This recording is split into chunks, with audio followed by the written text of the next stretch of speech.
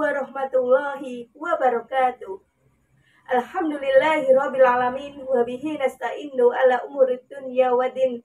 Asyhadu an la ilaha illallah wahdahu la syarikalah wa asyhadu anna Muhammadan abduhu wa rasuluh.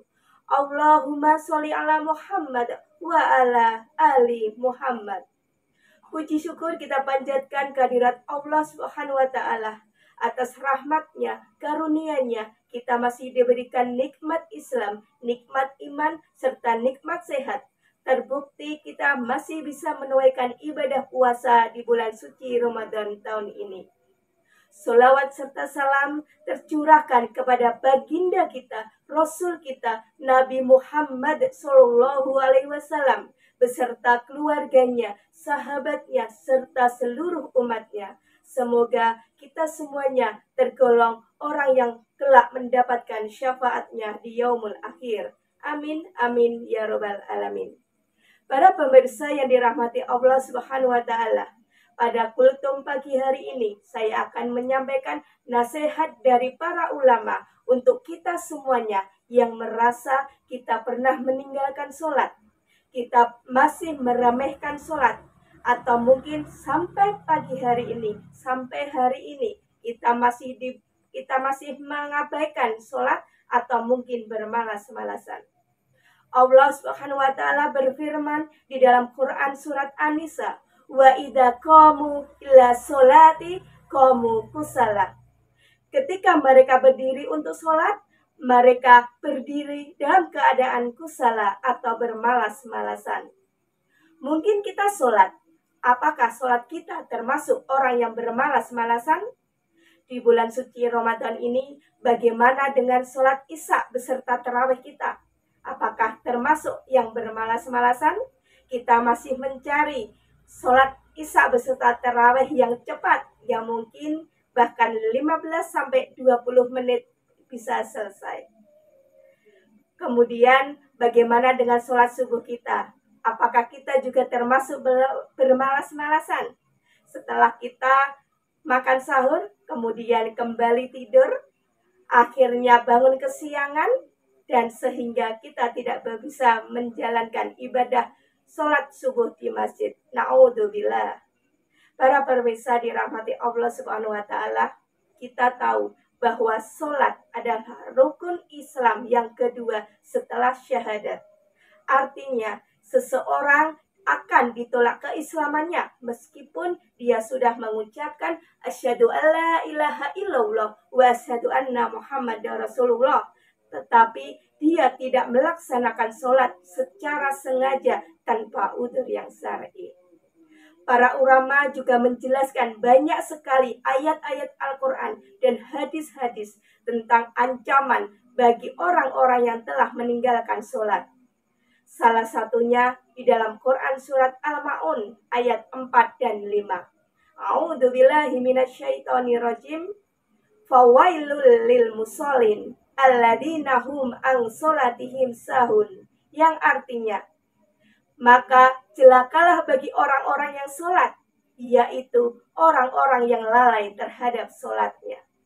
Apa yang dimaksud lalai terhadap sholatnya? Yaitu dia sudah sholat, tetapi orang tersebut sholatnya asal-asalan.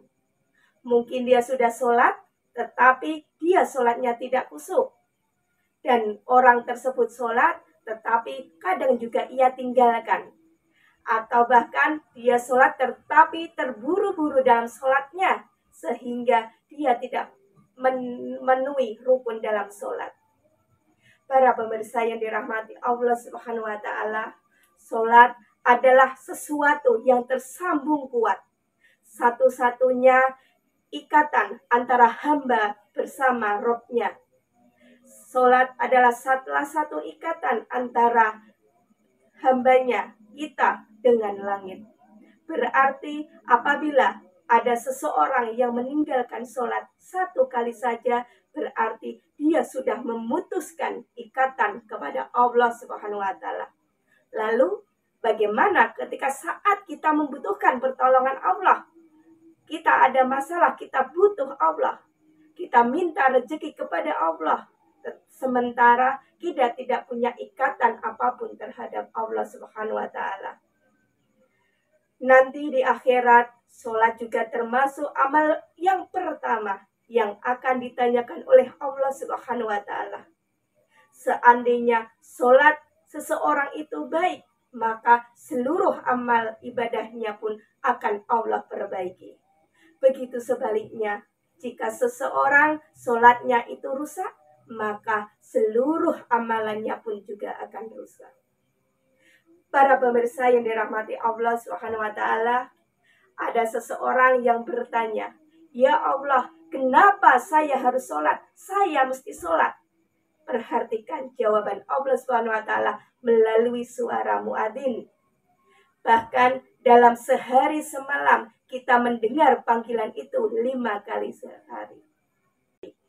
Hayya 'alas sholat, hayya 'alal falah. Jadi bukan hanya panggilan untuk menjalankan sholat, tetapi sekaligus seruan untuk meraih kita kemenangan di dunia maupun di akhirat kelak. Teman-teman yang dirahmati Allah Subhanahu wa taala, apa yang saya sampaikan di sini sebagai pengingat diri saya pribadi dan mengajak untuk teman-teman semuanya, para pemirsa semuanya, untuk pentingnya kita untuk menjaga sholat kita. Agar kita tidak hanya berteman di dunia saja, tetapi kelak kita bisa berteman di surganya. Amin.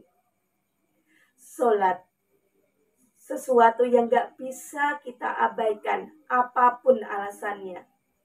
Maka jangan putuskan Allah dengan meninggalkan sholat. Mudah-mudahan ketika kita menjaga sholat kita, maka Allah pun akan menjaga kita semuanya. Barakallahu fikum. Wassalamualaikum warahmatullahi wabarakatuh.